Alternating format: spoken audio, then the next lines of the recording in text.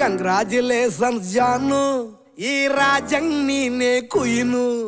So bangle ಬಂಗಾರಿ ನಿಮಗೆ song ಹೇಗೆ ಸಿಕ್ತು? ಸೊ ಎಲ್ಲೆಲ್ಲಿ ಶೂಟ್ ಮಾಡಿದ್ರಿ ಮತ್ತೆ ಎಷ್ಟು ದಿನ ತಗೊಂತು, ಬಜೆಟ್ ಎಲ್ಲ ಎಷ್ಟಾಯ್ತು? ಇದಕ್ಕಿದ್ದಂಗೆ ನನಗೆ ಜಯಣ್ಣ ಅವರು ಫೋನ್ ಮಾಡಿಬಿಟ್ಟು ಅಪ್ಪಾಜಿ ಎಲ್ಲಿದೆಯಾ, ಬಾ ಅಪ್ಪಾಜಿ ಒಂದು ಸಾಂಗ್ ಇದೆ ಮಾಡಬೇಕು ಅರ್ಜೆಂಟಾಗಿ ಬಾ ನೀನು ಅಂತ ಕರೆದು ಸಾಂಗ್ ನಾವು ಕೇಳಿಸ್ಬಿಟ್ಟು ನನಗೆ ನೋಡಿ ಅಪ್ಪಾಜಿ ಇದೊಂದು ಸಾಂಗ್ ಇದೆ, ಈ ಸಾಂಗ್ ಕೇಳೋದು ಚೆನ್ನಾಗಿದೆ, ಇದರಲ್ಲಿ ಆಲ್ರೆಡಿ ಎಲ್ಲ ತೆಗೆದುಬಿಟ್ಟಿದ್ದೀನಿ ಅಪ್ಪಾಜಿ, ಇದರಲ್ಲೆಲ್ಲ ಇದೆ ಗಲ್ಲಿ ಗಲ್ಲಿಗಳಿರುವಂಥ ಜಾಗದಲ್ಲಿ ಶೂಟ್ ಮಾಡಬೇಕಿದು. ನಾನೇನು ಮಾಡಿದೆ, ಉಪ್ಪುಮಟ್ಟಿ ಏನಕ್ಕೆ ತಗೊಳ್ಳಿ ಎಲ್ಲ ಅಂತ ಹೇಳ್ಬಿಟ್ಟು ಎಲ್ಲನೂ ಶೂಟ್ ಮಾಡಿಬಿಟ್ಟು ನಾನು ಅವ್ರಿಗೆ ಕಳಿಸ್ದೆ, ನಾನು ಡೈರೆಕ್ಟ್ರಿಗೆ. ಕಂಗ್ರಾಚುಲೇಷನ್ಸ್ ಜಾನು ಈ ರಾಜಂಗ್ ನೀನೆ ಕುಯ್ನು. ಹೀರೋಗೆ ಒಂದು ದಿವಸ ನಾವು ಕರೆಸಿ ಒಂದೇ ಒಂದು ದಿವಸನೇ ಬಂದರು, ಹೀರೋ ಬಂದು ಯುವ ಸರ್ ಬಂದರು, ನಮ್ಮ ಕ್ಲಾಸಿಗೆ ಬಂದು ಪ್ರಾಕ್ಟೀಸ್ ಮಾಡಿದ್ರು. ತುಂಬ ಚೆನ್ನಾಗಿದೆ ಮಾಸ್ಟರ್, ಎಲ್ಲ ಕಡೆ ಸಕ್ಕದ ಹೋಗ್ತಾ ಇದೆ, ಸಿಕ್ಕಾಪಟ್ಟೆ ತೊಗೊಂಬಿಟ್ಟಿದೆ ಸಾಂಗ್ ಅಂತ ಹೇಳಿದ್ರು.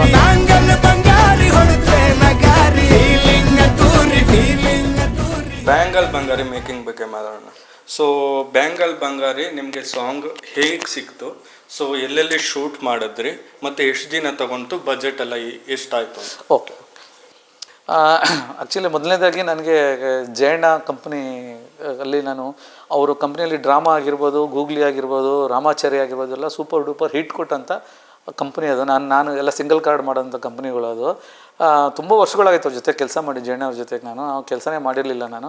ಆಮೇಲೆ ನನಗೇನೋ ಗೊತ್ತಿಲ್ಲ, ಇದ್ದಕ್ಕಿದ್ದಂಗೆ ನನಗೆ ಜಯಣ್ಣ ಅವರು ಫೋನ್ ಮಾಡಿಬಿಟ್ಟು ಅಪ್ಪಾಜಿ ಎಲ್ಲಿದೆಯಾ, ಬಾ ಅಪ್ಪಾಜಿ ಒಂದು ಸಾಂಗ್ ಇದೆ ಮಾಡಬೇಕು ಅರ್ಜೆಂಟಾಗಿ ಬಾ ನೀನು ಅಂತ ಕರೆದ್ರು. ನಾನು ಎಲ್ಲೂ ಕೆಲಸ, ನಾನು ಆ್ಯಕ್ಚುಲಿ ನನ್ನ ಕಾರ್ ಆಕ್ಸಿಡೆಂಟ್ ಆಗಿತ್ತು, ಹಿಂದೆ ಕಡೆ ಸ್ವಲ್ಪ ಏನೋ ಹೆಡ್ ಬಿದ್ದಿತ್ತು, ಅಲ್ಲೆಲ್ಲೋ ಇದ್ದೆ ನಾನು. ಅದನ್ನು ಬಿಟ್ಟುಬಿಟ್ಟು ಇಮಿಡಿಯೇಟಾಗಿ ಹೋದೆ ನಾನು ಅಲ್ಲಿ ಆಫೀಸ್ಗೆ.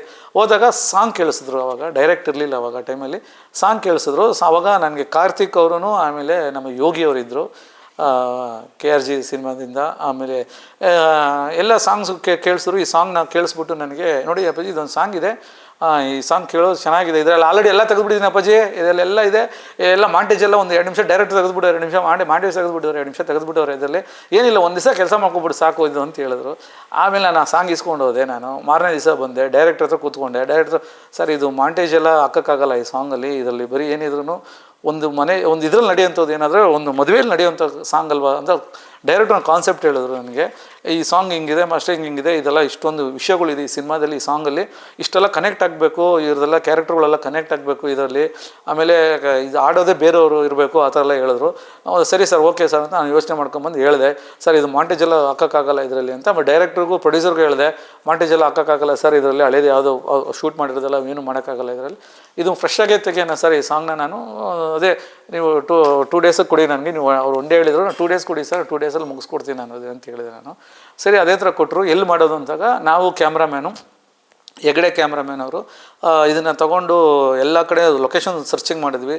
ಮಳೆ ಟೈಮ್, ಆವಾಗ ಸಿಕ್ಕಾಪಟ್ಟೆ ಮಳೆ ಬರ್ತಾಯಿತ್ತು. ಆ್ಯಕ್ಚುಲಿ ಇದನ್ನು ಒಂದು ಮಿಡ್ಲ್ ಕ್ಲಾಸ್, ತುಂಬ ಲೋ ಕ್ಲಾಸಲ್ಲಿ ಒಂದು ತುಂಬ ಏನಂತೀರ ತುಂಬ ಲೋಯೆಸ್ಟ್ ಇರುವಂಥ ಜಾಗ, ಅಂದರೆ ಸ್ವಲ್ಪ ಈ ಹಳೆ ಮನೆಗಳು ತುಂಬ ಆ ಥರ ಇರುವಂಥ ಜಾಗದಲ್ಲಿ, ಅಂಥ ಗಲ್ಲಿಗಳಿರುವಂಥ ಜಾಗದಲ್ಲಿ ಶೂಟ್ ಮಾಡಬೇಕಿದು. ಅಲ್ಲೇ ಪೆಂಡಲ್ ಹಾಕಿ ಅಲ್ಲೇ ನಡೆಯುವಂಥ ಕಾರ್ಯಕ್ರಮ, ಮದುವೆ ಕಾರ್ಯಕ್ರಮ ಆ ಥರನೇ ಇದ್ದಿದ್ದು ಕಾನ್ಸೆಪ್ಟ್ ಇದು.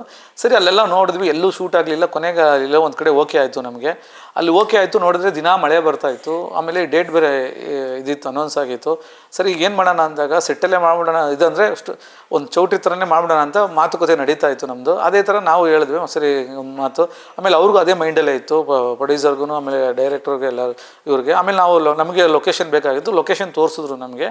ಆ ಲೊಕೇಶನ್ ನಮಗೆ ಓಕೆ ಆಯಿತು, ಯಾಕಂದರೆ ಅದು ಕರೆಕ್ಟ್ ಆ್ಯಪ್ಟಾಗಿತ್ತು. ಅಂದರೆ ಈ ಮದುವೆ ಸಾಂಗ್ ಏನು ಬೇಕೋ ಸರ್ ಹಿಂಗೆ ಲೈವ್ ಆಗಿರಲಿ, ಒಂದು ತುಂಬ ಒಂದು 70s 80s 90s ಆಗ್ತಾರಲ್ಲ ಸೇಲ್ಸ್ಗಳು, ಆ ಥರನೇ ಹಾಕ್ಸಿ ಆ ಥರನೇ ಮಾಡೋಣ ಈ ಸಾಂಗ್ನ ಅಂತ ಹೇಳಿದ್ವಿ.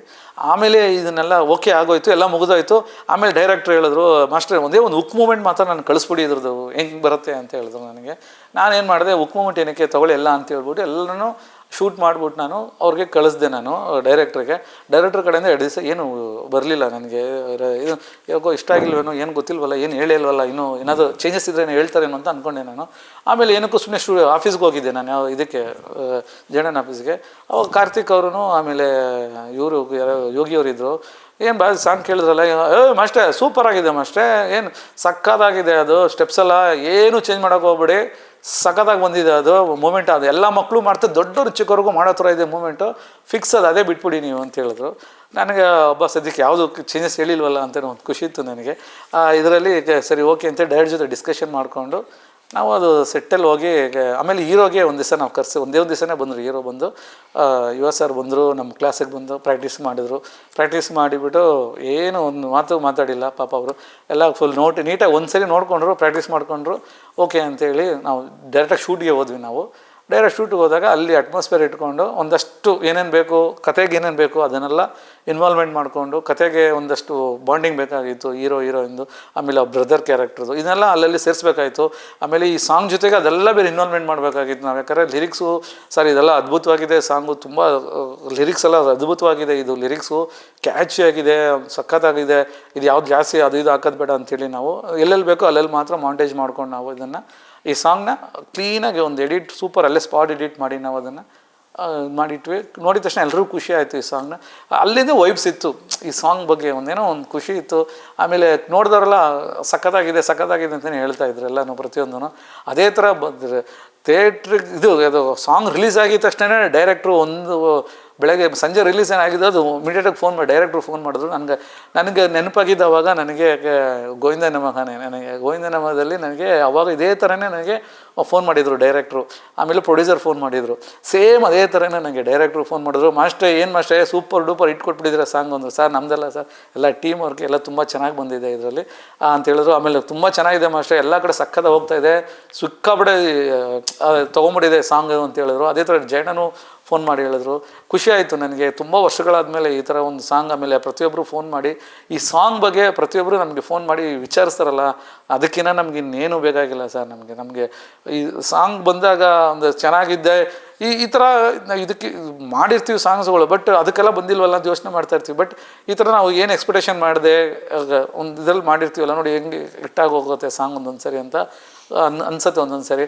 ತುಂಬ ಖುಷಿ ಆಯಿತು ನನಗೆ ಎಲ್ಲ ಟೀಮ್ ವರ್ಕಿಗೆ. ನನಗೆ ಹೆಗ್ಡೆ ಕ್ಯಾಮ್ರಾಮ್ಯಾನು ಅಷ್ಟೇ, ಅವರು ಹೆಗ್ಡೆ ಕ್ಯಾಮ್ರಾಮ್ಯಾನ್ ನನಗೆ ತುಂಬ ಸಪೋರ್ಟಿವ್ ಆಗಿದ್ದರು ಈ ಸಾಂಗ್ ಮಾಡಬೇಕು ಅಂದ್ರೂ ಅಷ್ಟೇ. ಯಾಕಂದರೆ ಒಬ್ರು ಸಪೋರ್ಟ್ ಇದ್ರೇ ಸಾಂಗ್ಗಳು ಚೆನ್ನಾಗಿ ಬರೋಕ್ಕೆ ಕಾರಣ.